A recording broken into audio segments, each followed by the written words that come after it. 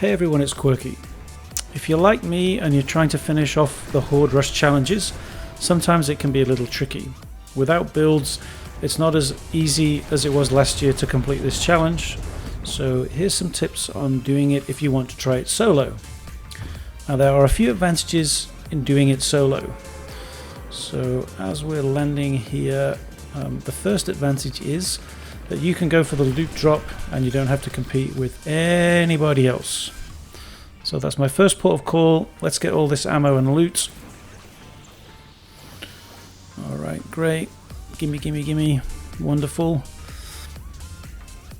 Okay, I'm going to take the grenade. And so now I'm just going to loot for chests.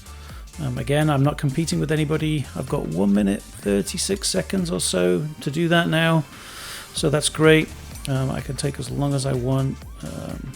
So, just before the battle begins, I've come across a junk rift. Now, if you can get these, I would hold on to them. They're very useful when you're doing the battles where you're not moving. So that's the first one and the third one. So let's wait for this to start. Now, if you look at the map, top right, you're going to see a little dot that pops up.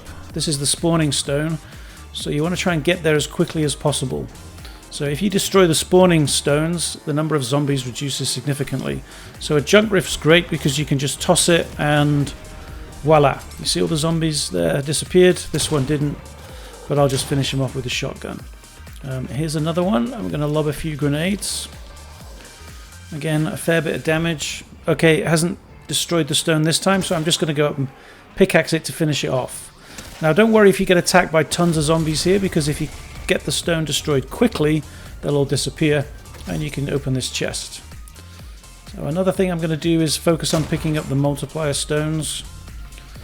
So it's important when you're in these battles to just keep moving around. You don't want to get stuck, because that's when you get swarmed. So it didn't look like I picked that up, but now that I've picked this up again, you know, the zombies got destroyed, no big problems. I'm just going to get as much loot as I can. Okay, and I found a sideways minigun. If you see one of these, hold on to it. It's really useful to have for the boss battle. Okay, let's get one more multiplier. Okay, ripsaw. If you find this, again, it's great for destroying the spawn stones. So just do what I'm doing now. Fire off a few at the stone. Doesn't take long for it to be destroyed. And when it is, you get less zombies and you'll get a nice chest. Don't forget to collect all the sort of zombie cubes. So as you can see, we're almost at the end. Okay, I survived that, great. I'm going to upgrade my sideways weapon. I don't have a lot of sideways loot, but that's okay for now. Alright, let's go and do a bit of looting, get ready for the next phase, which is where I have to move from one location to another. Okay, so when you're doing this, it's important to keep moving. So look at the map and see the direction that you need to go and try and think ahead. So I like to get up as high as possible if I can, and I'm not going to move really forward until I've got a clear path. So I've noticed already that in front of me I'm probably going to have to climb up a hill. That's where you can run into problems. So if you have shockwaves, great. If not, you might just want to wait until the storm has moved enough so you can find a gap to run up the hill. So I'll just wait a bit, get a few zombies. Okay, there's a shockwave there. I think okay, I'm not going to get it now. I'm just going to run around here. Now I will run through the storm for bits like this because it's not really a strong storm at this point. And if it takes a few seconds, you don't take a lot of damage. But you're on top of the hill now. So then I would just start moving around, constantly moving and trying to destroy the zombies. Okay, I just got ice booted. This is where you have to be a little careful, because if you're on a hill and you slide down, you don't want to get stuck. But just make sure you keep moving. Keep running around, keep running away. Ideally, you want to have the zombies behind you, not in front of you. And if you keep doing that, eventually you'll get through to the end stage. And again, because I'm doing this as a solo, I've got all the loot here for me. I don't have to share it with anybody else, so I'm happy about that. Okay, let's get all this loot, get all this ammo. Nice. I can also search for chests. First of all, though, is I'm going to upgrade my sideways minigun. Awesome. Okay, now the next stage you've got to fight the boss, or the mini-boss. So what I like to do again is wait for the spawn stones to spawn and then go and destroy a couple. So with the ripsaw that's quite easy, like I showed before. So if you sprint past these zombies, it's easy. Just get up here, take care of this. See, again I got swarmed a bit, but it didn't really matter because once I've destroyed the stone they all kind of die. Now one thing you have to be careful of with the boss here is that at a distance she can be pretty lethal. So if when you're a far way away, just be careful. So I'm going to try and get a bit closer, use the sideways minigun. Okay, she disappears, so just keep moving.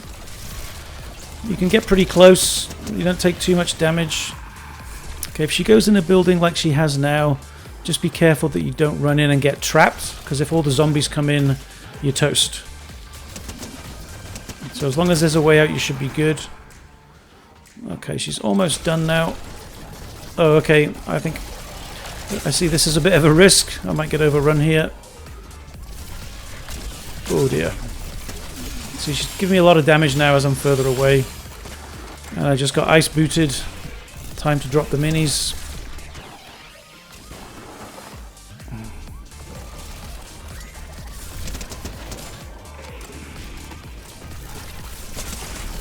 Alright, getting a bit low now, so I think I'm just going to run around here and take some splashes. Good job. Looks like I would have died then. Okay, so zombies coming one way, I'm going to run around the other. Where did she go? Okay, she must be behind me now. Alright, I'm going to go and get this multiplier stone. Okay, that was her. That's what I mean about getting too far away. She can be pretty lethal. Probably not a smart decision, but hopefully I'll survive. I'll take out this spawn stone. Get the zombies off my back. And hopefully now I can get up. There we go. Cube Assassin dead.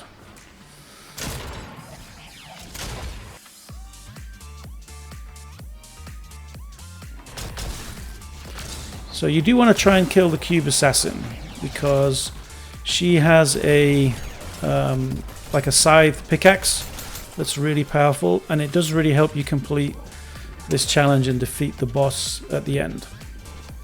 So let me go and find that. There it is. Okay, got it. You can also see that I picked up a lot of loot, a lot of ammo, so that's good. Here using this scythe, you know, it's really powerful. You can see then that it's quite easy to take out a bunch of zombies. So that's why you need it. Okay, so now we're in round 4, and this is where we move again. So I'm not going to go into a lot of detail here. It's not that different from what I said in round 2.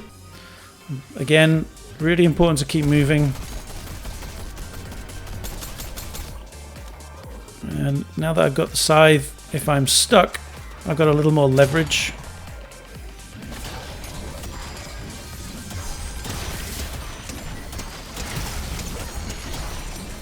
I mean, you can take some damage. Oh, I think that was a gold auto. Nice, I'll pick that up.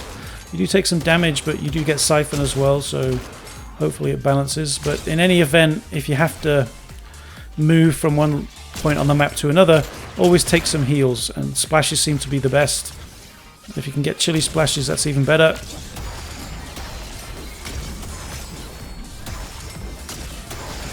So using the scythe gives you a lot of cubes, can get you a lot of ammo. So hopefully when you get through the stage or at the end. There we go. So that's pretty good loadout now. 500 AR, not the best AR, but that's okay.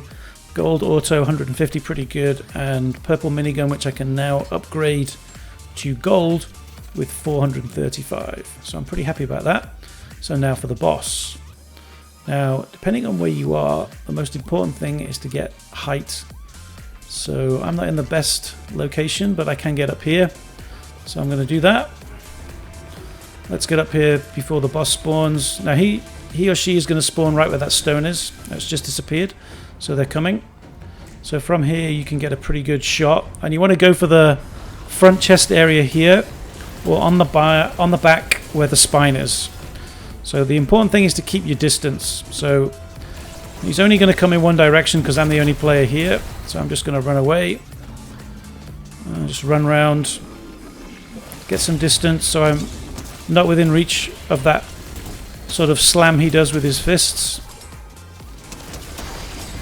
And there's one, and it pushes you out into the storm, so you know, just be careful about that. Early on it's not so bad. As the circle shrinks, it can be problematic. So this is a good distance. You can see I'm getting some damage done. Already the boss is close to half health, so we're doing a pretty good job. Just keep moving. Try not to spend any time shooting the zombies. It doesn't help. I try to avoid the zombies unless I absolutely have to, so I'll just keep shooting the boss, and that's what I want to use my ammo for. If I need to deal with the zombies, then I've got the scythe, and that's why I want to have it, because it doesn't waste any ammo. Because you can blow through a lot of ammo just taking out the zombies. Well, let's deal with all these guys. Nice. Still got a lot of ammo. Well, let's just keep going. He's getting close. Okay, probably a little too close there, but he didn't eject me too far out. Alright, I'm taking a bit of damage now. That's okay though. I'm just going to keep moving around.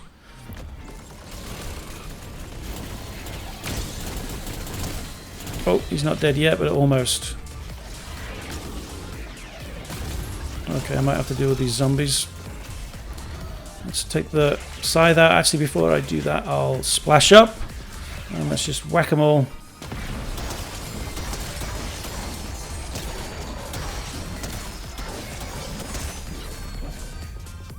And hopefully now I can just finish him off.